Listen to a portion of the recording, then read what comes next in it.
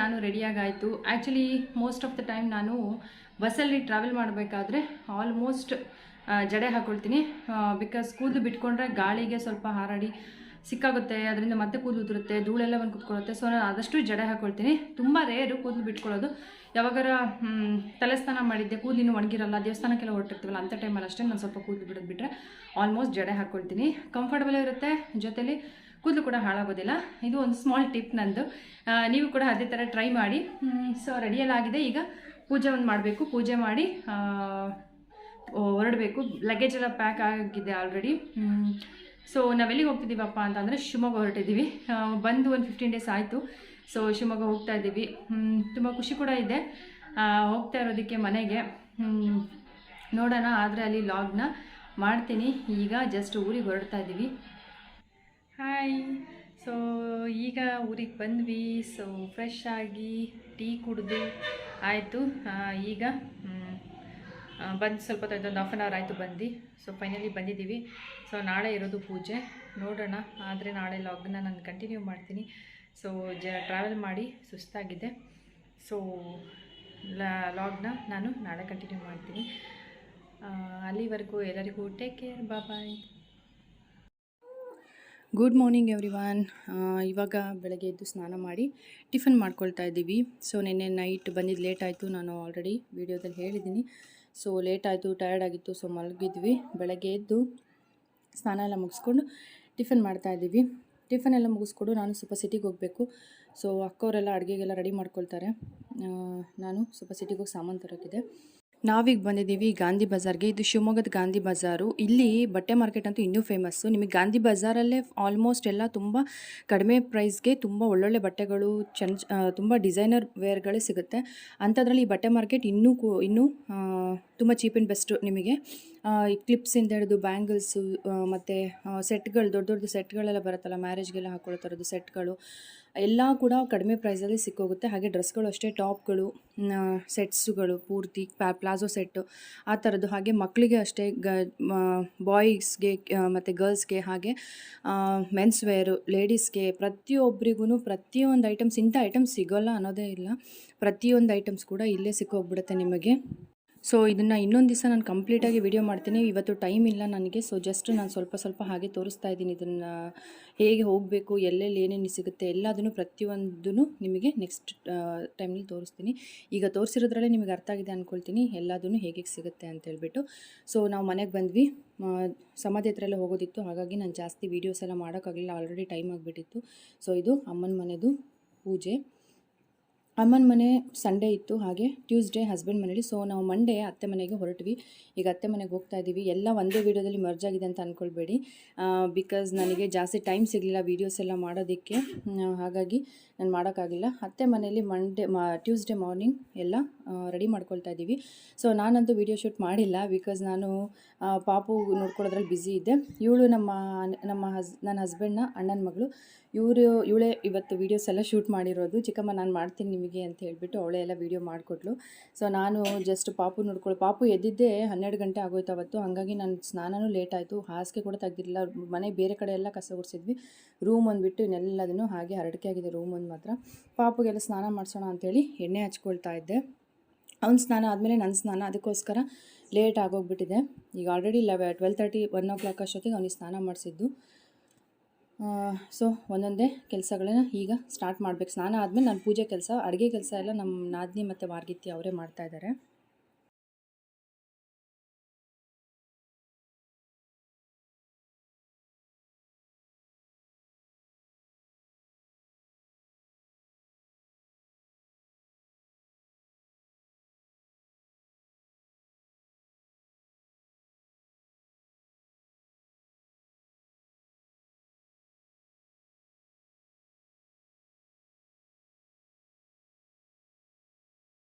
So ನೋಡಿ, ಅಡುಗೆ ಎಲ್ಲ ರೆಡಿ ಆಗ್ತಾಯಿದೆ. ನನ್ನ ವಾರ್ಗಿತ್ತಿ ಮತ್ತು ನಾದಿನಿ ಅತ್ತೆ ಇವರ ಅಡುಗೆ ಕೆಲಸದೆಲ್ಲ ಅವ್ರು ನೋಡ್ಕೊಳ್ತಾರೆ. ಕ್ವಾಂಟಿಟಿ ಕೂಡ ಜಾಸ್ತಿ ಮಾಡಬೇಕು, ನನಗೆ ಬರೋದು ಇಲ್ಲ. ನಾನು ಜಸ್ಟ್ ಪೂಜೆಗೆ ಅದ ಕೆಲಸ ಎಲ್ಲ ನಾನು ಮಾಡ್ಕೊಳ್ತಿದ್ದೆ. ಮನೆದೇವ್ರು ಫಸ್ಟ್ ವಾರ ಮುಗಿಸಿ ಆಮೇಲೆ ಕಳಸ ಎಲ್ಲ ಜೋಡಿಸ್ಕೊಳ್ಬೇಕಿತ್ತು. ಸೊ ನಾನು ಪೂಜೆಗೆಲ್ಲ ರೆಡಿ ಮಾಡ್ಕೊಳ್ತಾ ಇದ್ದೀನಿ.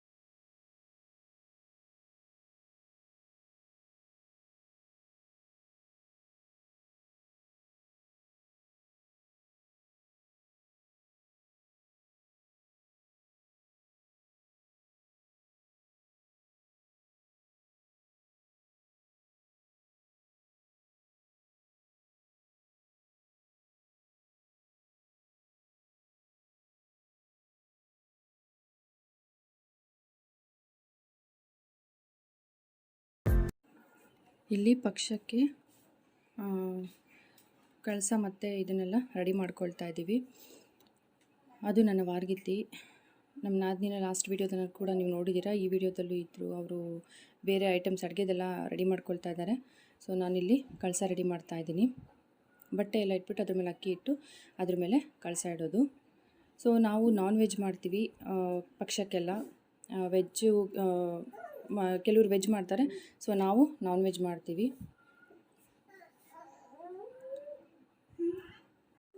ಸೊ ಫೈನಲಿ ಕಳಸದ್ದೆಲ್ಲ ರೆಡಿ ಮಾಡಿದ್ದೆಲ್ಲ ಆಯಿತು. ಪೂರ್ತಿ ಹೂವೆಲ್ಲ ಮುಡಿಸಿ ರೆಡಿ ಮಾಡಿದ್ದಾಯಿತು. ಇನ್ನೇನಿದ್ರು ಎಡೆ ಒಂದು ಜೋಡಿಸ್ಬೇಕು.